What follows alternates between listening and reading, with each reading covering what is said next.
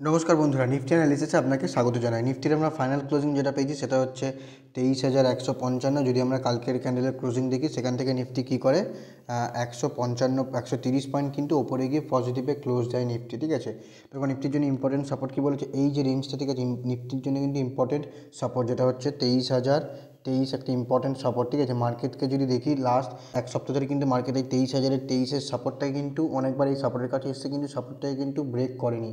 ঠিক আছে, মার্কেট সাপোর্টটাকে কিন্তু রেসপেক্ট করছে এবং সাপোর্টটাকে রেসপেক্ট করেই মার্কেট ওপরে গিয়েই মার্কেট কিন্তু 23,023-এর ওপরেই বারবার ক্লোজিং দিয়েছে। ঠিক আছে, দেখো মার্কেটে যদি দেখি, মার্কেট এই অল টাইম হাই বানানোর পর থেকে কিন্তু মার্কেট একভাবে অনেক দিন ধরে মার্কেট কিন্তু ডাউন সাইডেই রয়েছে। ঠিক আছে, যতবার মার্কেট উপরে যাওয়ার চেষ্টা করছে ততবার কী করছে, এখানে রেজিস্ট্যান্স নিয়েছে, এখানে রেজিস্ট্যান্স নিয়েছে, এখানে রেজিস্ট্যান্স নিয়েছে।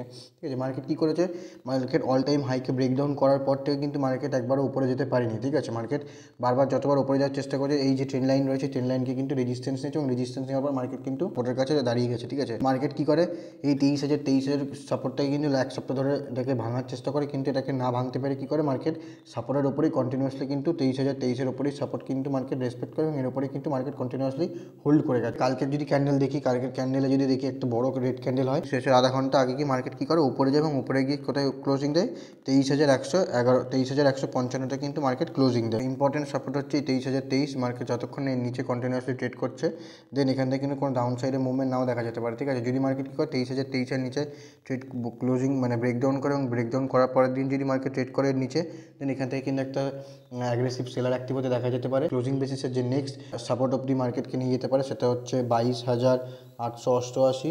যদি এই সাপোর্টকে ব্রেকডাউন করে তো নেক্সট যে সাপোর্ট বেরিয়ে আসবে 22,666। ঠিক আছে, ক্লোজিং বেসিসে এই ইম্পর্টেন্ট সাপোর্টগুলো কিন্তু মার্কেট দিতে পারে। উপরে যাওয়ার জন্য রেজিস্ট্যান্স কী রয়েছে, উপরে যাওয়ার জন্য রেজিস্ট্যান্স হচ্ছে নিফটিতে এই যে জোনটা। ঠিক আছে, এই যে জোনটা কিন্তু একটা ইম্পর্টেন্ট রেজিস্ট্যান্স হিসেবে কাজ করবে নিফটিতে।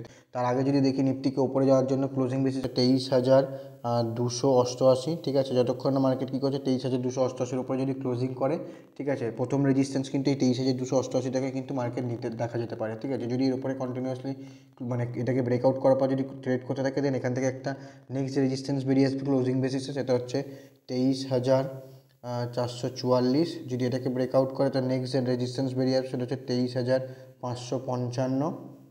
যদি 23,555-র রেজিস্ট্যান্সটাকে ব্রেকআউট করে তো নেক্সট যে রেজিস্ট্যান্স বেরিয়ে যাবে সেটা হচ্ছে এই যে জোনটা।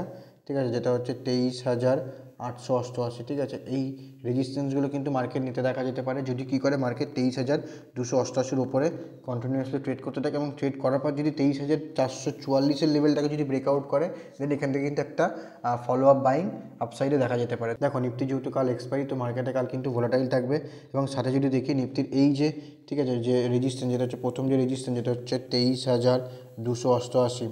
ঠিক আছে, এই রেজিস্ট্যান্সের কাছে কিন্তু মার্কেট একবার কালকে যেতেও পারে। ঠিক আছে, যেহেতু দেখো কাল মার্কেটের এক্সপায়ারি রয়েছে, তো মার্কেটকে দেখো মার্কেট কী করে। ঠিক আছে, মার্কেটে কিন্তু কাল ভোলাটিলিটি যেমন থাকবে তেমন পাশাপাশি মার্কেটে প্রিমিয়াম ডিকে হওয়ার চান্সও থাকবে। এছাড়াও যদি দেখি নিফটি সাপোর্টের কাছে এসে কী করে, সাপোর্টের কাছে একটা এসে হ্যামার ক্যান্ডেল বানায় এবং হ্যামার ক্যান্ডেলের পরের দিন মানে কাল যদি মার্কেট কী করে হ্যামার ক্যান্ডেলের উপরে যদি ক্লোজিং করে, দেন এখান থেকে কিন্তু একটা আপসাইডে মুভ দেখা যেতে পারে নেক্সট যে রেজিস্ট্যান্স সেই রেজিস্ট্যান্স অবধি। ঠিক আছে, যদি ভিডিওটি ভালো লাগে থাকে অবশ্যই কমেন্টে জানাবেন। দেখা হচ্ছে পরের ভিডিওতে, ততক্ষণ ভালো থাকবেন, সুস্থ থাকবেন।